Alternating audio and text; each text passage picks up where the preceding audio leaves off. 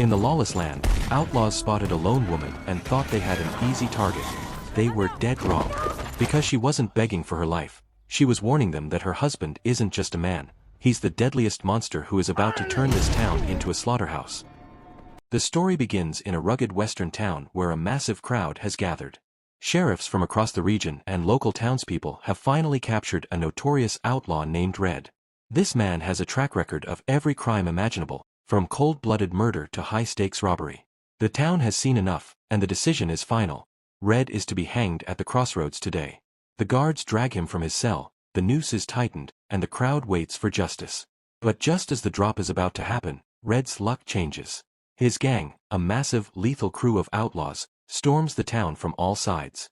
Leading this dangerous group is Red's half-brother, the elite specialist Guerrero, played by Danny Trejo.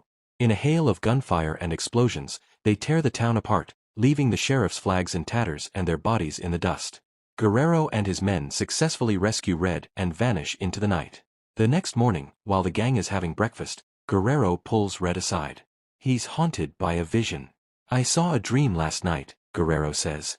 "I saw the devil himself, walking among us in the skin of a man." Red laughs it off, telling his brother he's simply exhausted from the raid. He quickly changes the subject to an even bigger score, a small, isolated mining town in Colorado. Red reveals that the miners there have struck a massive vein of gold. It's the kind of haul that could change their lives forever. "This is our next target," Red declares. But there's a major obstacle in their way, a sheriff named Bob. Bob is a legendary, honest officer who sits on that gold like a coiled snake. He's already taken down a corrupt marshal named Jack who tried to steal the stash, so he won't be easy to break. Guerrero looks at his men and makes a decision. "I want this to be our final job," he tells them. "With this much gold, we can start real businesses and leave this life of crime behind forever." Guerrero is tired of the blood, he wants a clean future. Red agrees, knowing exactly how much his brother wants out. The gang saddles up and begins the long journey to Colorado. When they finally reach the town, they head straight for the local bar to scout their surroundings. Guerrero, leading the team with the precision of a true specialist, learns that all the gold is being held in the town bank. The plan is set, they strike tonight. Guerrero gives his crew one strict order: no innocent people get hurt. "We handle the sheriff, we take the bank, and we leave." After the sun goes down, Guerrero sends a detachment to pin the sheriff inside his office so he can't interfere. Meanwhile, Guerrero and his inner circle head for the bank.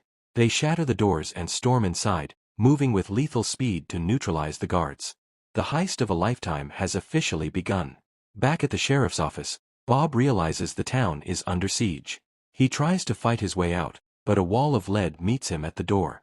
Bullets fly blindly from every direction as the gang pins him down. Meanwhile, inside the bank, Guerrero has neutralized the guards and finally reached the vault. The massive haul of gold is right in front of him, the ticket to the clean life he's been dreaming of. As the gang begins hauling the loot out, Sheriff Bob is desperate. His wife, Massey, is trapped with him in the crossfire. Bob tells her to stay low and hide while he tries to hold off the outlaws, but the situation is spiraling out of control. Once the gold is cleared, Guerrero's men level the bank with explosives, and the crew retreats to the bar to celebrate their victory. But the celebration turns dark. Guerrero's men drag Massey into the bar, having captured her during the chaos. When Bob sees his wife being treated like a prisoner, he loses his cool and rushes toward her. In a cold-blooded move, Red raises his weapon and guns down the sheriff right in front of her. Guerrero is furious. "What are you doing?" he shouts. "We had a deal. No innocent blood. We got the gold, now we leave this town." Red just smiles, and the status flip is revealed. "I never wanted to leave," Red sneers. "This town is mine now." Before Guerrero can react, his own brother fires a bullet into his chest. Red admits he only used Guerrero for his skills as a specialist, to plan the heist and handle the dirty work. Now that the gold is secured, Guerrero is just another loose end. Red turns to the rest of the gang, showing them legal papers that prove he now owns the mines. He gives them a choice: die with Guerrero or live like kings with him.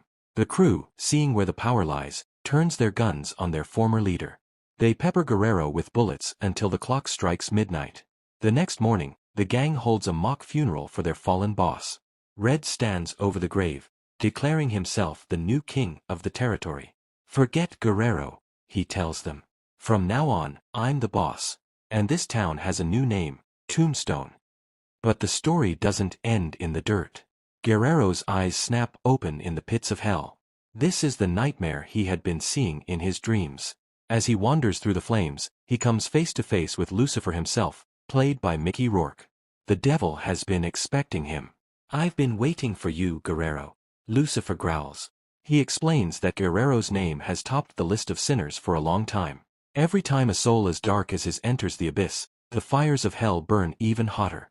Without another word, Lucifer begins to inflict a cycle of agony on the man who thought he could escape his past. Deep in the pits of the abyss, Guerrero faces Lucifer with a desperate proposition. "Give me one chance," he pleads. "6 men betrayed me, and if you think my sins are heavy, look at theirs. Their names sit at the very top of your list." Guerrero offers a dark bargain. If he is sent back to Earth, he will harvest those 6 souls himself. Sending them to hell all at once will make the devil's fires burn more intense than ever before. Lucifer doesn't answer immediately. He lets the time slip away, allowing Guerrero to endure the agonizing torture of the underworld for an entire year. Finally, the devil returns with a chilling smirk. "The 6 names you mentioned, their debt is indeed high. I will give you your chance, Guerrero. You have 24 hours. If you can't finish the job by then, your soul belongs to me forever." Back on Earth, the town has withered under Red's iron fist. What was once a promising mining community is now a den of black deeds, gambling, and misery. No one is happy, and the air feels heavy with dread. As the clock strikes midnight, the earth begins to tremble at the sight of Guerrero's unmarked grave. The dirt bursts open, and the specialist crawls back into the world of the living. On the nearby town clock, 2 bullet holes mysteriously vanish as the supernatural countdown begins. One of Red's top lieutenants, a man named Ramos, feels the shift in the air. He's a superstitious man, and the strange noises coming from the local hospital have him on edge. He moves toward the building, only to see one of his own men thrown through a window, dead before he hits the ground. Ramos storms inside and comes face to face with a nightmare. Standing there, covered in the mud of his own grave, is Guerrero. The specialist moves with a lethal, ghostly speed, picking off Ramos's men one by one until he corners the lieutenant himself. Ramos is frozen with terror. He watched this man get buried a year ago. "Who? What are you?" he stammers. Guerrero's voice is like grinding stones. "I'm the man who came back. And your time is up." Before Ramos can even level his pistol, Guerrero's shot finds its mark. The specialist doesn't stop there. He reclaims his old gear, cleans the grave dirt from his skin, and drags Ramos's lifeless body to the town church. At the church doors, he is met by the priest and a woman whose life was shattered by the gang, Massey. As the widow of the honest Sheriff Bob, she remembers Guerrero's face all too well. She remembers the raid and the betrayal. She can't wrap her mind around how a dead man is standing before her, but she sees the cold determination in his eyes. When she looks down at Ramos's body, she realizes the hunt has begun. Massey doesn't care about the how, she only cares about the who. She looks at Guerrero and declares, "I'm with you. I want my husband's revenge, too." Guerrero's mission is clear, and he's not looking for partners. "I work alone," he tells the priest, before giving a chilling command. "I need 6 coffins. Line them up outside the church, and do it fast." The priest complies, placing the empty wooden boxes in the town square. Guerrero drags the lifeless body of Ramos and drops him into the first one. 1 down, 5 to go. The next morning, word reaches Baptiste, another of Red's high-ranking lieutenants. When he finds Ramos's body displayed in the street, he explodes with rage. He rounds up his crew and tracks the source of the violence to a local slaughterhouse. Strange, rhythmic sounds of metal on metal echo from inside, but the gang is too terrified to enter. Finally, one brave soul steps through the door, only to be met by a single, thunderous shot. His body is blown back out into the dirt. Baptiste and his dozens of gunmen charge inside, but Guerrero is a ghost in the shadows.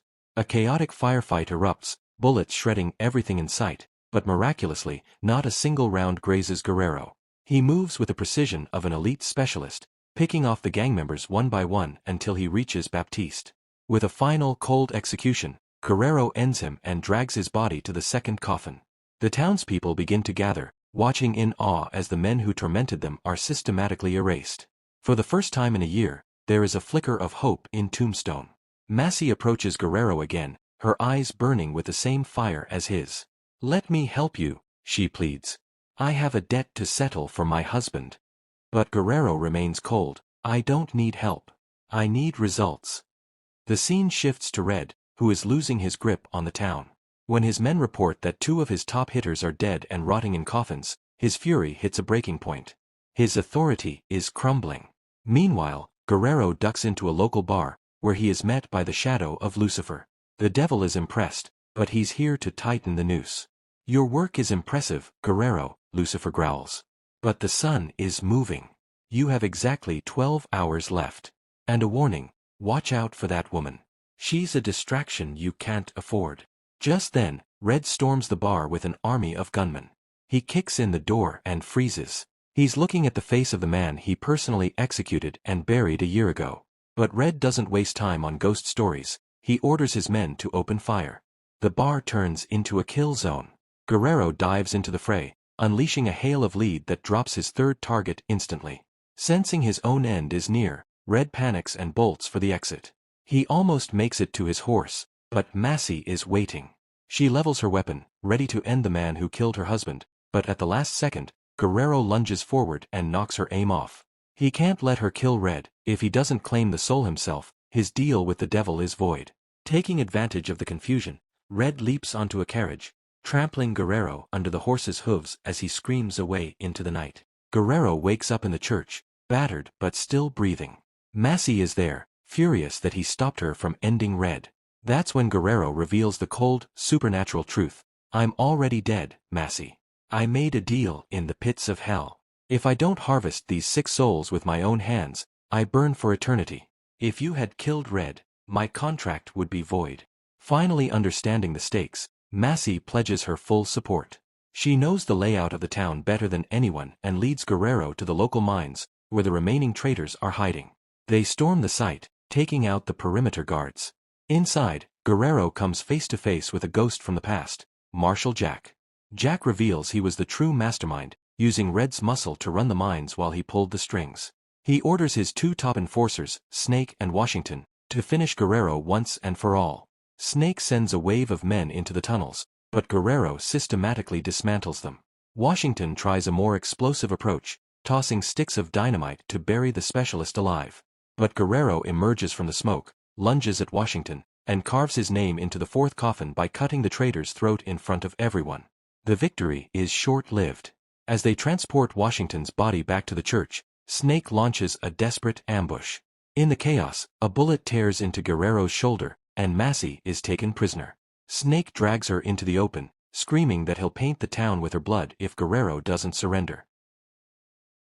But before Snake can even finish his threat, a single, perfectly placed shot from Guerrero's revolver finds its mark. Snake drops dead. Soul number 5 is collected. But as Guerrero moves to secure Red, the remaining gang members open fire from every rooftop. The specialist is overwhelmed by a literal wall of lead. For the second time, Guerrero Hernandez falls. Guerrero's eyes snap open in the familiar flames of hell. Lucifer stands over him, disappointed. "I'm sorry," Guerrero rasps. "I failed." But the devil just smiles. "The 24 hours aren't up yet, Guerrero. I'm sending you back. Go finish the job." Back in Tombstone, Red is celebrating what he thinks is a permanent victory. But the atmosphere has shifted. The townspeople are no longer afraid, they are armed and angry. Jack is screaming at Red for failing to keep the situation under control. In a fit of paranoid rage, Red turns his gun on Jack and pulls the trigger. The mastermind is dead, but Red is now completely alone against an angry mob. Red grabs Massey as a human shield, trying to negotiate his escape, but Guerrero appears through the crowd like a vengeful spirit. "Leave the woman," Guerrero commands. "Let's finish this like men. One-on-one." Red agrees, and the 2 brothers draw their weapons. But Lucifer is watching from the shadows, playing a cruel game. Every time they fire, the bullets seem to vanish or miss. He wants them to suffer.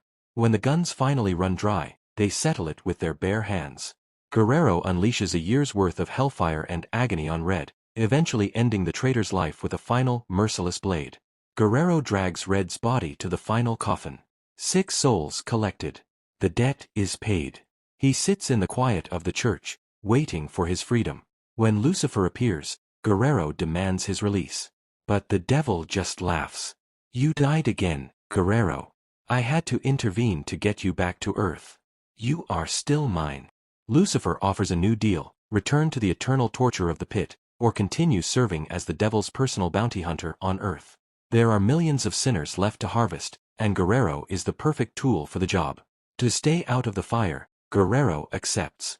But Lucifer has one last twist. He loves the hunt too much to let it be easy. He visits Red's soul in the abyss and offers him the same deal. Go back to Earth. Stop Guerrero from completing his missions, and maybe I'll free you. The film ends with Guerrero riding out to hunt his next target, unaware that his brother is right behind him, back from the dead and hungrier for revenge than ever before. Guerrero thought he was fighting for his soul, but in the devil's game, the finish line is just a new beginning. He's back from the grave, and he's not alone.